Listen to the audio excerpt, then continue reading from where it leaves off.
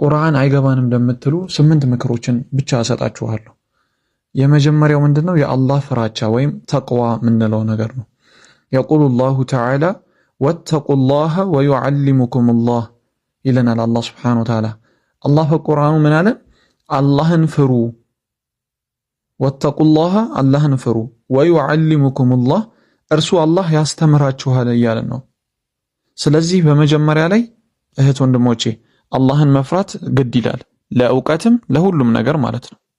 መጥፎ ነገርን ከመናገር፣ መጥፎ ከመስማት ስንል እንደ ሙዚቃ፣ ነሺዳ፣ ፊልም እና የተለያዩ ነገሮችን ከመስማት ከማየት መቆጠብ አለብን። ሰውን ከማማት፣ ለሰው ከመመቀኘት እና ከመሳሰሉት ወንጀሎች መጠበቅ አለብን። ሌላው ሁለተኛ ነጥቤ ደግሞ ንያን ማስተካከል።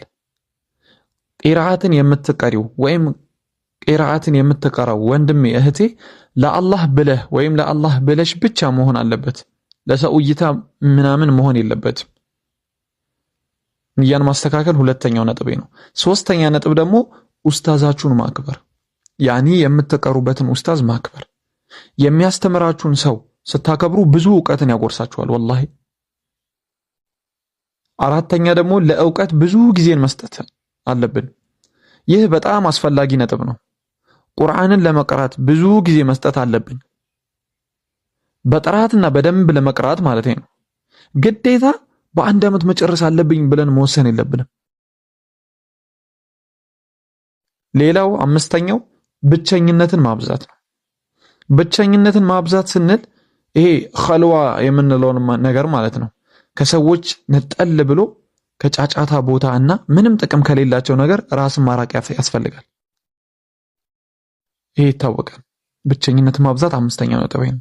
ስድስተኛው ነጥብ ደግሞ ተርቲብን መጠበቅ። ተርቲብን መጠበቅ ስንል ይሄ ቅደም ተከተል ማለት ነው። ይህ ብዙ ሰዎች የዘለሉት ነገር ነው።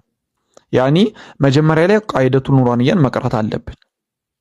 እሱን በደንብ ካወቅነው በኋላ ነው ወደ ቂራአት መግባት ያለብን።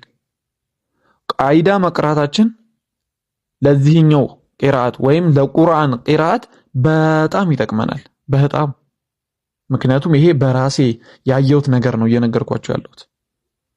ሰባተኛው ምንድነው?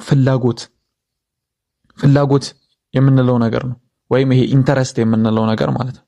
ቁርአንን ተገደን ሳይሆን እየወደድን ስንቀራው ነው ደስ የሚለው አጅርም የሚያስገኘው። እናም ቁርአንን ስንቀራ እየወደድን ደስ እያልን ነው መሆን ያለበት። ይሄ ሰባተኛው ነው። ስምንተኛው ደግሞ ምንድነው? የመጨረሻው መደጋገም ወይም ይሄ ሙራጃዓ የምንለው ነገር ማለት ነው። ሙራጃዓ ማብዛት የቀራነውን ደግመን መቅራት ያስፈልጋል። ቁርአን እንደፈተለከች ግመል ያፈተልካል። ስለዚህ መደጋገም በጣም ወሳኝ ነው። ቁርአንን ከልባችን መቅራት አለብን ሁላችንም ማለት ነው። አላህ Subhanahu Wa Ta'ala ይሄንን ረመዳን ከምንጠቀምባቸው ባሮች መካከል ያድርገን።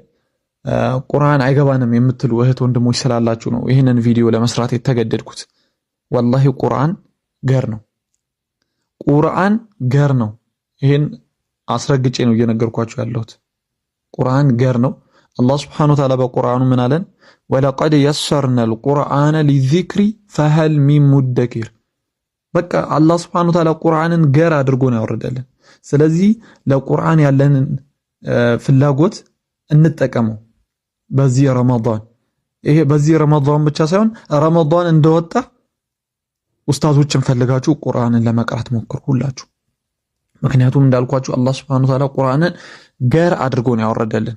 የኛ የአቀባበል ሁኔታ ነው፣ የኛ የታይማችን አስተናነስ ነው። ታይማችን ስላነሰ ጊዜያችን ስላነሰ እንጂ ቁርአን ወላሂ ብዬ ነው ነገራችሁ በጣም ቁርአን ገር ነው።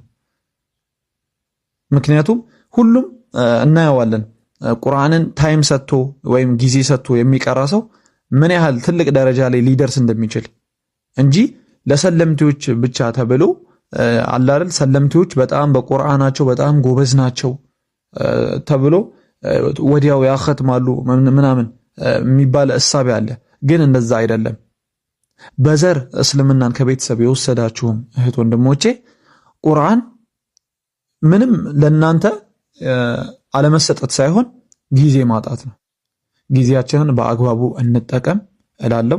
አላህ ሱብሓነሁ ወተዓላ ይህ ረመዳን ከተጠቀሙበት ባሮቹ እንጂ ከከሰሩት ባሮቹ መካከል አያድርገን። ባረከላሁ ፊኩም ወጀዛኩሙላሁ ኸይረን።